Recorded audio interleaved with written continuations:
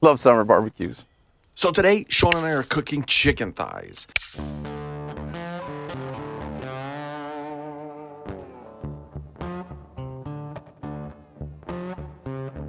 There's just no way we're doing red wine today. No. What do you think is going to work best? A rosé or a white wine?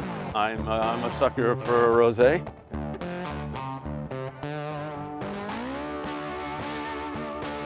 Real men don't fear rosé.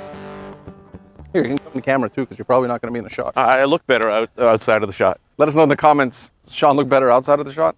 I'm assuming you're going to want to do yours low and slow on the charcoal. That's usually how I do it. I'm going to try a different thing.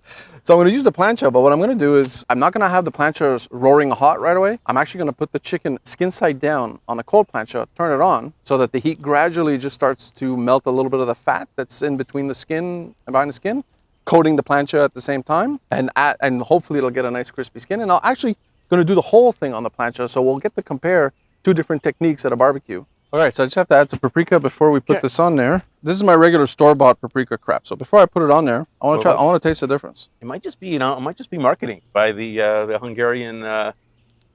Well, so I don't know about you, but this one, oh boy, there's nothing in there. It tastes brown. I mean, obviously the smoked paprika will be very different. The problem with smoked paprika is I find is very, very overpowering most of the time. I don't think it's needed. Like if you're, especially on the charcoal side, you don't need the smoked paprika. No, I think that's too much. Oops, that's probably too much too. Has a nicer color. Oh yeah, it's way better. Oh, there's a flavor. Yes, there's a flavor. It's there's more than one flavor even. There's like a little sweetness. Oh, that's way better. Okay, I'm gonna use that. Okay, I'm gonna use that paprika.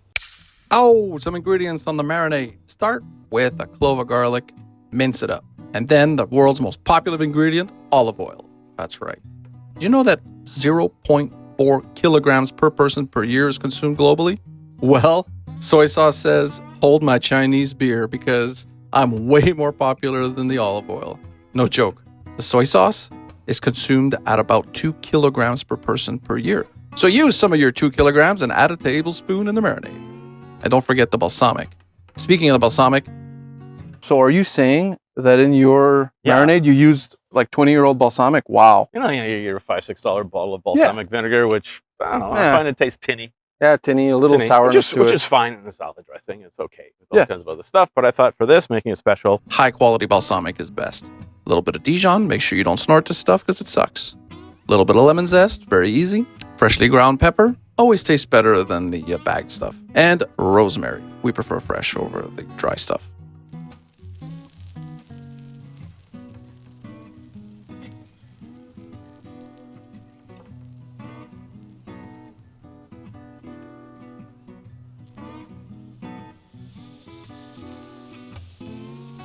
How are we going to tell if they're done, though? Do we have a thermometer? Do we have a magic trick? I like my Thermopen 1 Cadillac of instant read thermometers, but this sucker gives you a temperature in like less than a second. Hey kids, for Dad's birthday. And while we're on that topic, let me show you something. Stay here. I'll be back in 1 second. Entertain the viewer while I'm there. Entertain the viewer with juggling. A lot of people I'm seeing right now, they're all buying like the meters and the modern like Bluetooth wireless stuff. Don't get me wrong, the meter's great because, you know, stick it in a thick roast wirelessly to your phone. Your phone tells you, hey, you're close to the temperature, you're there. Yeah, 100%. Problem with a piece of meat like a piece of thigh, look at the size of this thing. Where do I fit this in there without being on the bone, without like, there's almost nowhere. Whereas I think on this all you need is the that. needle. I just get the needle. Exactly. And I can go in a few spaces. So it's not of whether should I buy this or should I buy that. Honestly, both serve a purpose. Because in some cases, this is useless, and in some cases, that's useless. It depends on what you do. That's I can't stick that in the roast and leave it in there. No, exactly. That's beautiful. Okay, well done. I'm hungry, so I'm going Let's go for it. So we're starting with the charcoal ones, and this is the marinade one.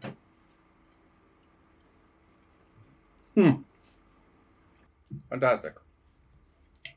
So delicious. Pretty sure the marinated one here is going to win. You can't beat the tenderness of the thigh, though. I agree. Okay, let's go to the dry rub. The dry rub.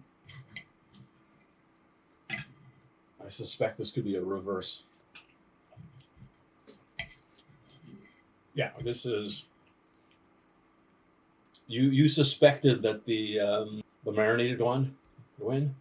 No.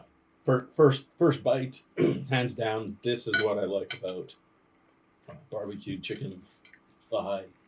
Is the salty Sean? and the marriage of the salt, the paprika, I the agree. garlic.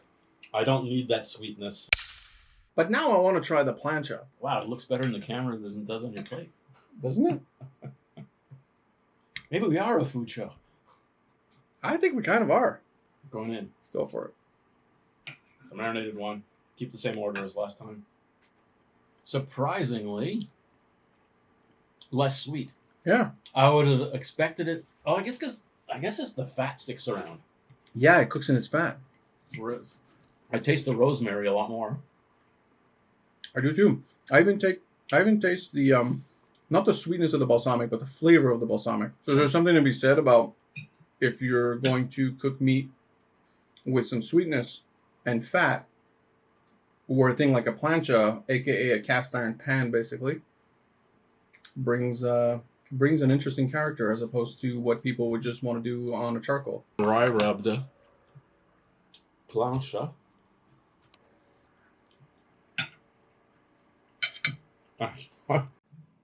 Holy crap. I might have to restate my doing The dry rub on the plancha, I'm sorry, but keep the marinade at home.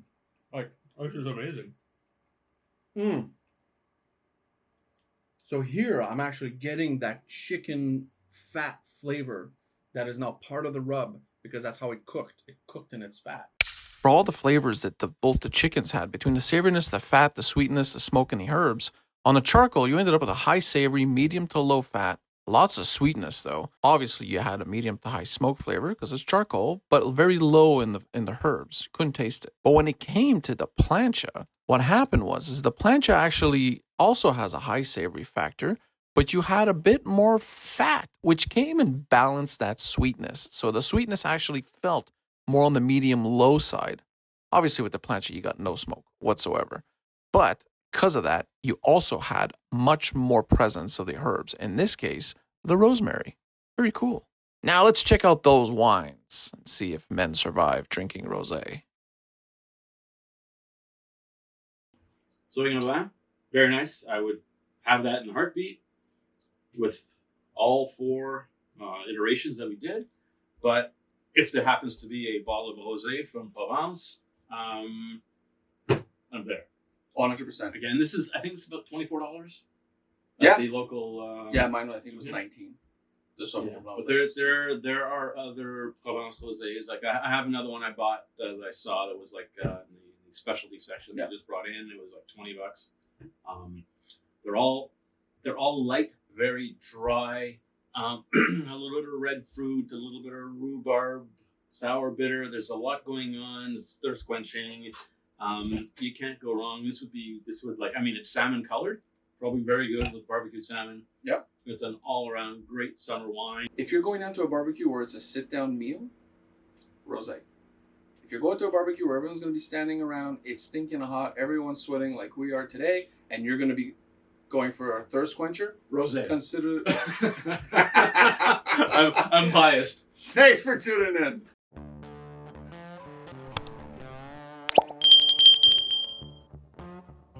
Because let's be honest, if we weren't filming anything, would be in there. I don't eat thighs with fork and knife. I eat thighs with my hands.